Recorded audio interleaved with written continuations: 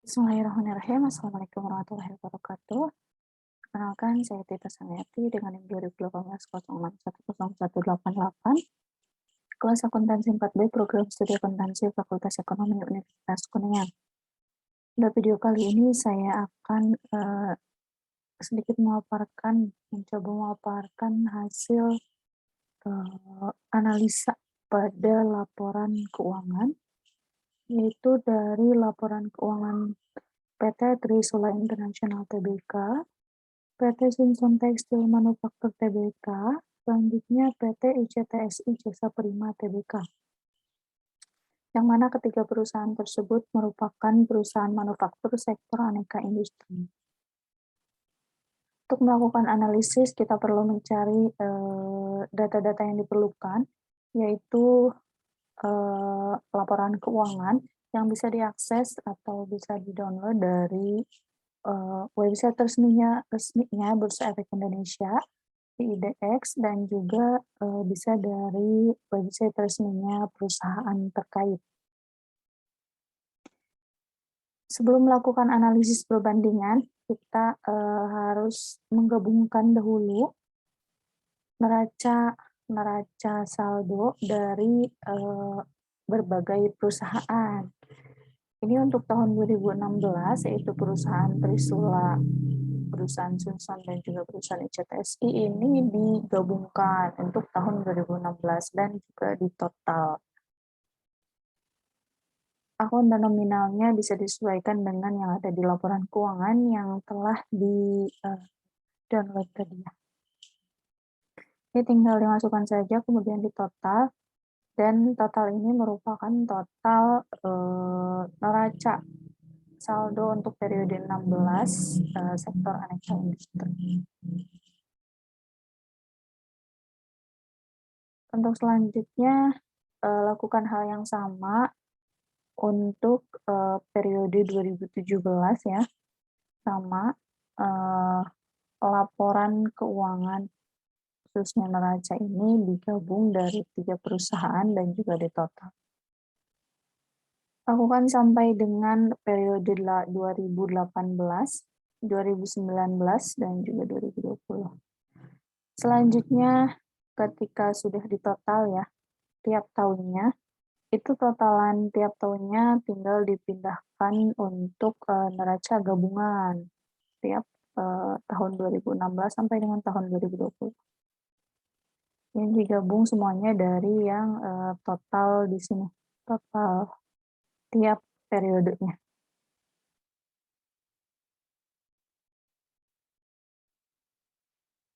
Untuk laporan laba rugi juga sama,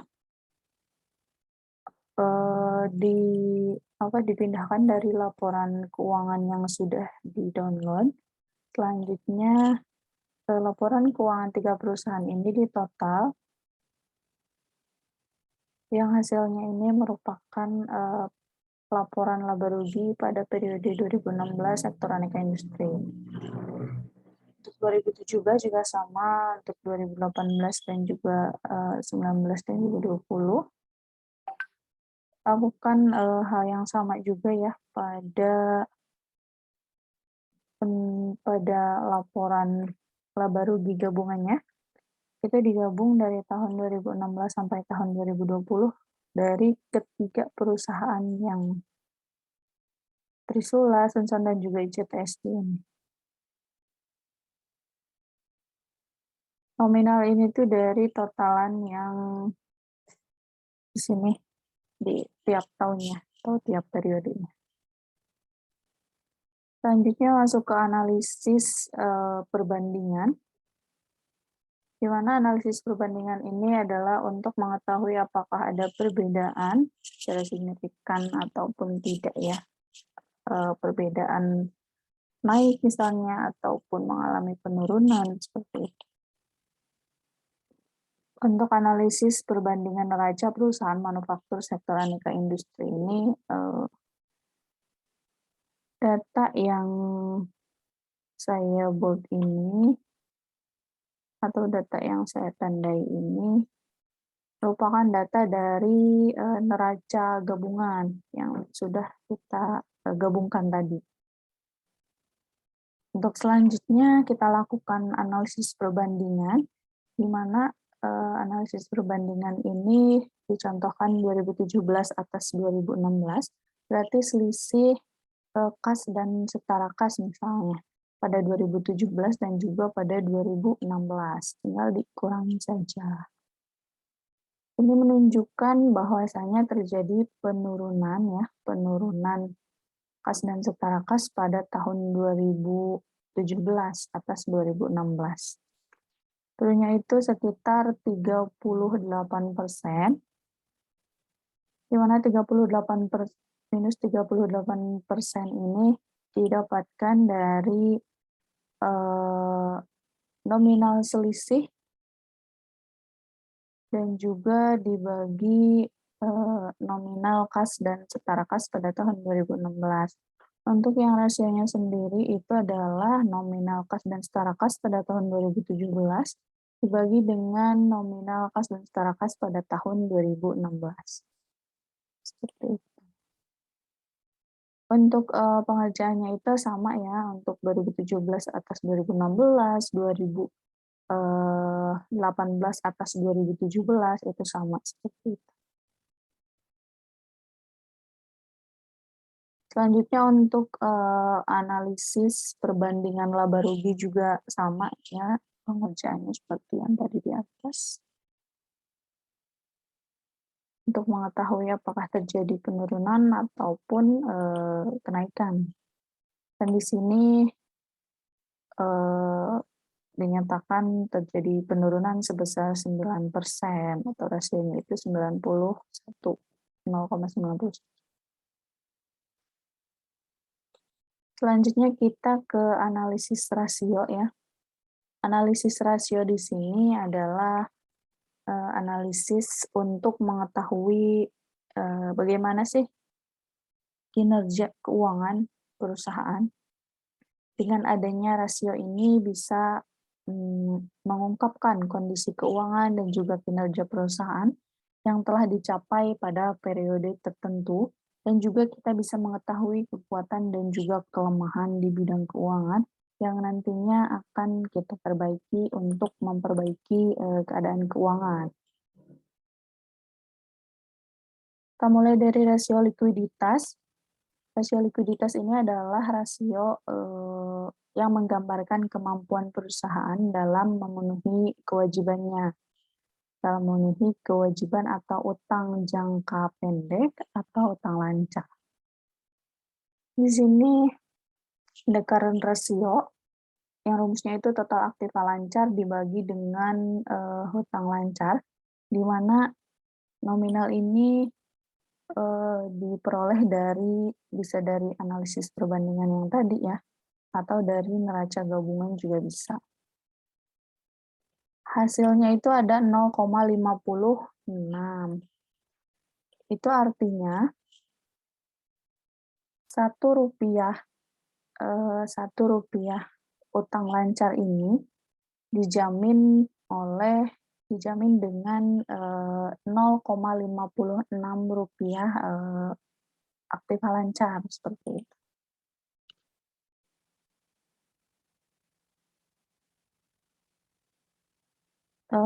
Hal sama juga ini pada tahun 2017 sampai dengan tahun 2020. Selanjutnya ada rasio leverage atau rasio solvabilitas. Rasio solvabilitas atau leverage di sini adalah untuk mengetahui seberapa besar pendanaan itu dibiayai oleh utang, di mana ada total debt to total asset ratio, yang rumusnya itu ada total hutang dibagi dengan total aktiva. Nominalnya dari neraca gabungan ya, yang diperoleh hasilnya itu 0,93, di mana berarti 0,93 atau 93%-nya pendanaan itu dibiayai oleh utang.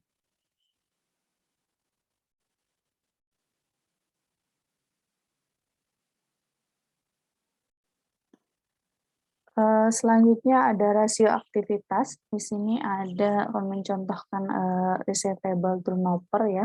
Dengan rumus penjualan dibagi dengan piutang, ini nominalnya sama dari neraca gabungan dan juga laba rugi gabungan. Diperoleh hasil 5,70. Itu artinya setiap perputaran kas ini, setiap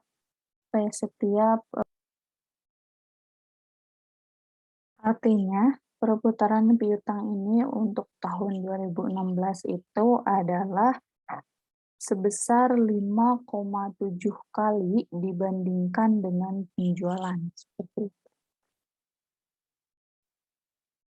Selanjutnya ada rasio profitabilitas, di mana rasio profitabilitas ini adalah untuk mengetahui sejauh mana kemampuan perusahaan dalam menghasilkan laba.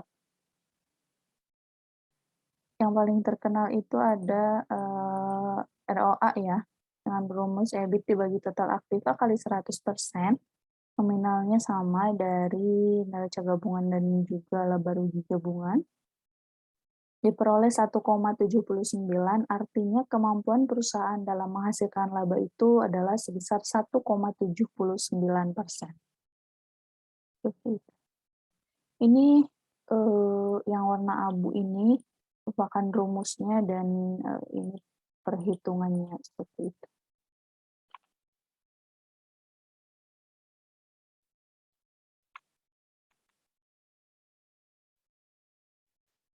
Selanjutnya ada rasio perbandingan. Di sini saya mengambil perbandingan dengan PT Trisula International Tbk sebagai sampel perbandingannya, di mana PT Trisula International Tbk ini memiliki current ratio pada tahun 2016 itu sebesar 1,64. Sedangkan rasio industrinya itu bisa dilihat dari atas ya, dari current ratio itu sebesar 0,56. Artinya, rasio industri ini lebih rendah dibandingkan dengan rasionya perusahaan PT Trisula International Tbk. Artinya perusahaan Trisula ini bisa dikatakan baik ya. Sama dengan yang lainnya, yaitu ada rasio quick ratio juga, cara perhitungannya seperti itu. Tinggal dibandingkan aja antara rasio perusahaan dan juga rasio industri. Ini saya mengambil sampelnya itu PT Trisula International Tbk. Selanjutnya ada analisis common size.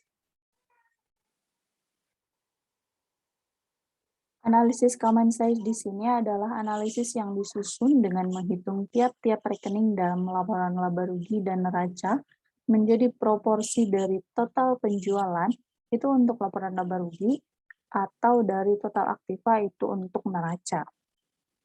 Analisis common size ini merupakan angka-angka yang ada dalam neraca dan juga laporan laba rugi menjadi presentasi berdasarkan dasar tertentu.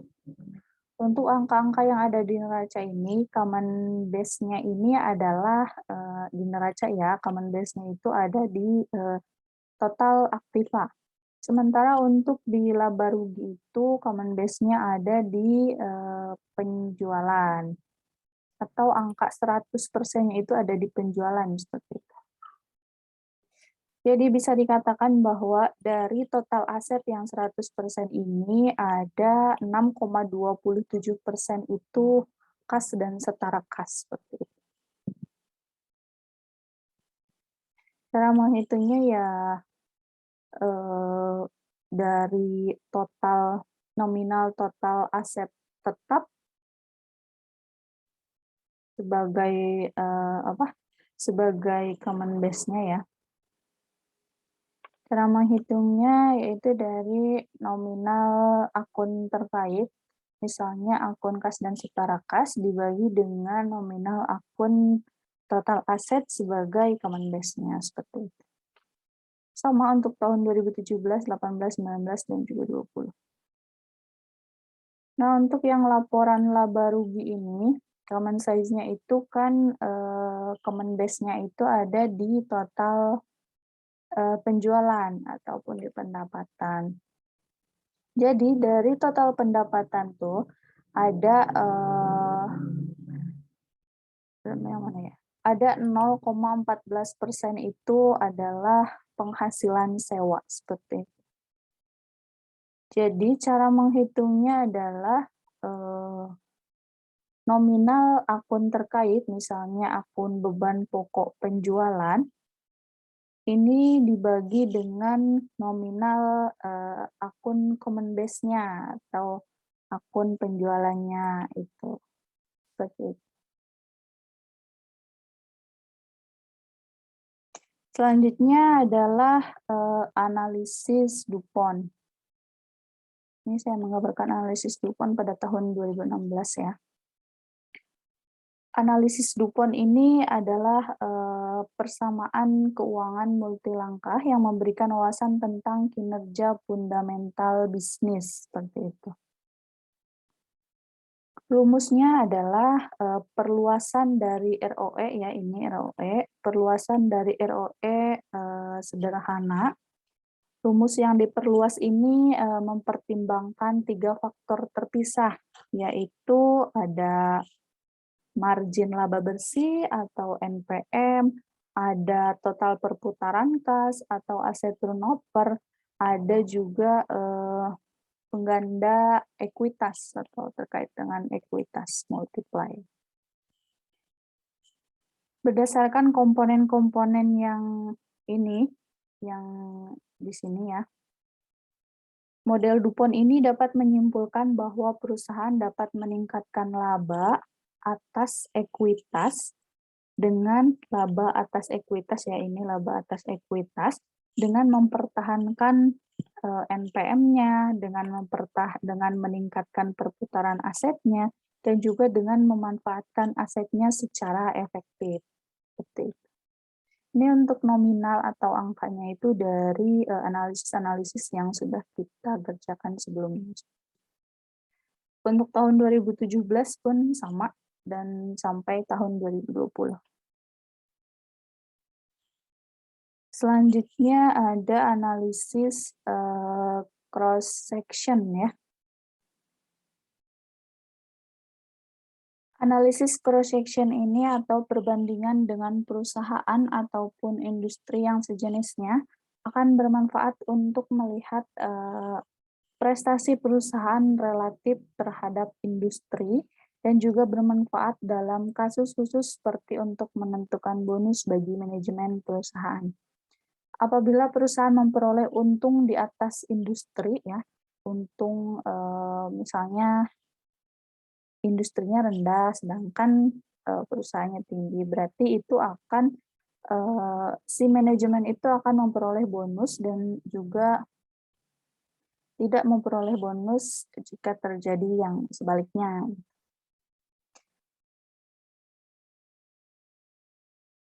Sebelumnya kita harus mencari dulu saham yang beredar, di mana saham yang beredar ini terdapat di annual report ataupun juga ada di website resminya IDX ya, bisa langsung dicari listed share-nya dari perusahaan terkait dan juga tahun terkait.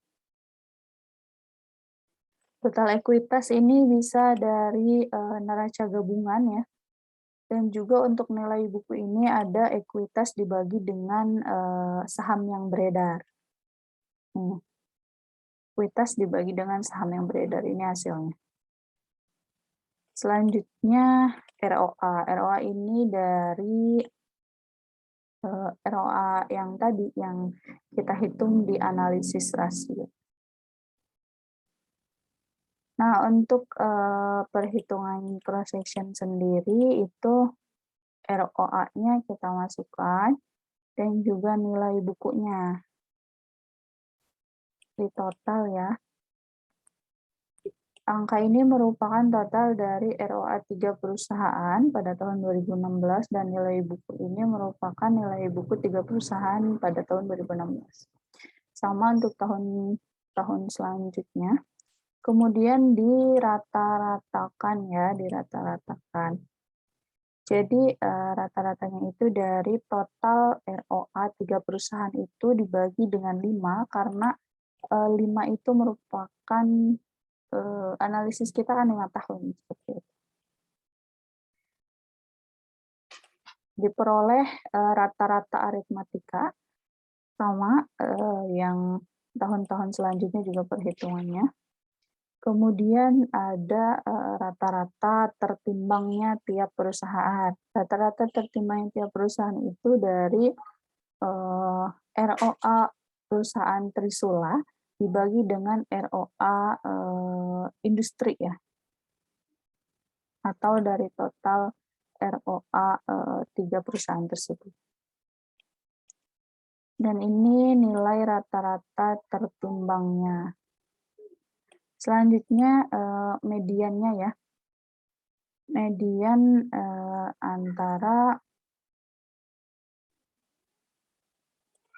median itu kan nilai tengah ya, nilai tengah antara PT Trisula dan juga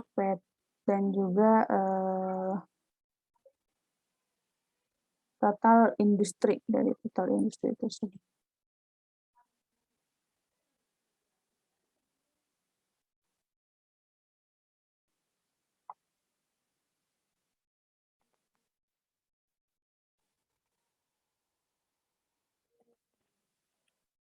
Selanjutnya ada analisis time series ya, di mana analisis time series di sini adalah analisis perbandingan data periode sebelumnya. Perbandingan data keuangan periode dengan periode sebelumnya. Di sini perbandingannya itu dengan ROA ya, trennya ROA perusahaan. Angka ini dari ROA-nya perusahaan Trisula tahun 2016 sampai dengan tahun 2020, begitu pula dengan perusahaan Sunson dan juga perusahaan ICTSI. Ini maka akan diperoleh rasio industri dari ketiga perusahaan ini pada tahun 2016, pada tahun 2017, dan sampai tahun 2020. Bisa dilihat bahwasannya tren ROA ini terjadi fluktuatif ya, kadang naik, kadang turun. Ini tapi rata-rata ROA industri ini kan warna ungu. Jadi rata-rata mereka ini memang lebih besar dari ROA industrinya. Bisa dilihat meskipun ini turun dan perusahaan Sunsan juga naik turun ya, turun naik turun lagi seperti itu. Begitu pula dengan ICTSI, dan yang selalu di atas dari ROA industri ini adalah perusahaan Trisula International Tbk. Selanjutnya ada analisis tren. Analisis tren di sini kita tren terhadap penjualannya.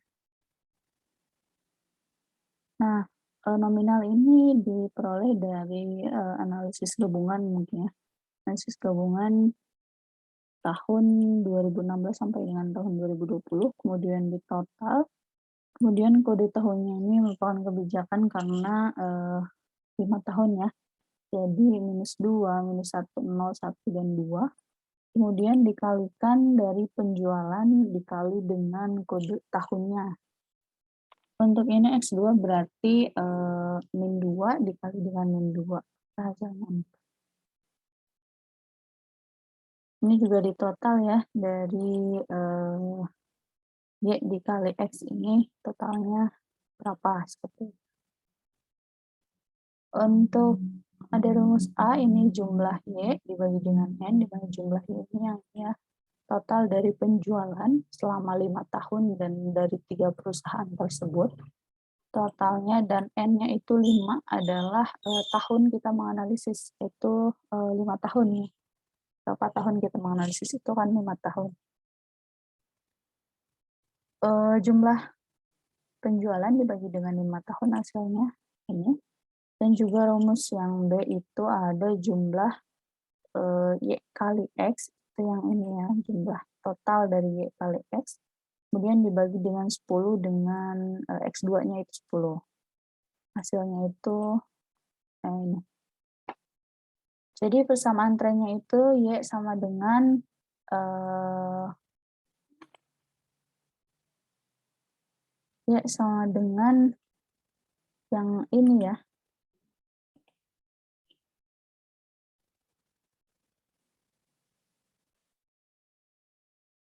mohon maaf tadi ada kesalahan. Di sini jadi, persamaan trennya itu Y sama dengan, jumlah A ditambah jumlah B dikali X, seperti itu. Kita masukkan rumusnya ke sini ya. Didapat bahwasanya, hasil dari persamaan ini pada tahun 2016 itu nominalnya yang ini ya, segini. Atas, penjualannya masih sama, didapat dari, neraca gabungan. Nah, kita bisa melihat di sini bahwasannya, eee, dengan adanya grafik ini bisa memudahkan kita dalam membaca informasi apakah, keadaan perusahaan itu naik ataupun keadaan perusahaan itu trennya turun, seperti itu. Selanjutnya ada, analisis tren ya. Analisis tren di sini merupakan teknik analisis untuk mengetahui tendensi keadaan keuangan, apakah menunjukkan perubahan naik ataupun mengalami penurunan. Ini, mirip ya dengan analisis perbandingan yang tadi sudah kita bahas, bahwasanya, eee, analisis tersebut untuk mengetahui atau menunjukkan adanya perubahan naik ataupun, turun, seperti itu. Sama dengan analisis tren di sini. Namun bedanya itu ketika, analisis perbandingan itu menggunakan tahun sebelumnya sebagai tahun pembanding. Sedangkan untuk analisis tren ini menggunakan tahun dasar sebagai, pembandingnya tersebut. Tahun dasar di sini ada tahun 2016 ya. Jadi perhitungannya itu, berarti nominal kas dan setara kas misalnya pada tahun 2016 atas nominal kas dan setara kas pada tahun 2016. 2017 atas 2016 seperti itu. 2018 atas 2016 karena tahun 2016 itu sebagai tahun pembanding seperti itu kalau di analisis tren. Ini hasilnya setelah dilakukan perhitungan. Selanjutnya kita buat grafik ya. Di sini dilihat dari total aset lancar saja pada tahun 2016 itu 100% ya. Pada tahun 2017 dan 2018 ini mengalami, penurunan atau perubahan mengalami penurunan ya. Dan pada tahun 2019 dan juga tahun 2020 ini juga mengalami kenaikan kalau misalkan 2019 dan 2020 ini.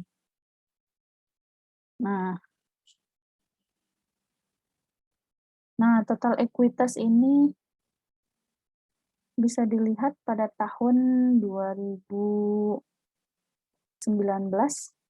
itu naik ya, 2020 juga naik. Nah, dengan adanya grafik ini bisa dilihat bahwa apakah naik ataukah turun, seperti itu. Tahun pembandingnya itu ya tahun 2016, yang warnanya itu yang bawah ya, yang biru ini. Ketika, kurang dari yang warna biru ini berarti mengalami penurunan.